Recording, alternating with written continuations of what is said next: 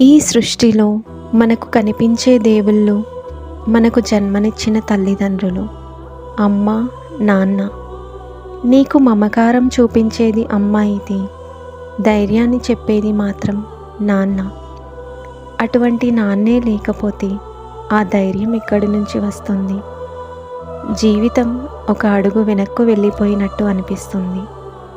నాన్నతో గడిపిన ఆ క్షణాలు గుర్తు చేసుకుంటే ఏదో నా లైఫ్లో లోటు కోల్పోయినట్టు అనిపిస్తుంది. నాన్న అనే పదాన్ని పిలవలేకపోతున్నందుకు కన్నీరు ప్రవాహంలా వస్తుంది.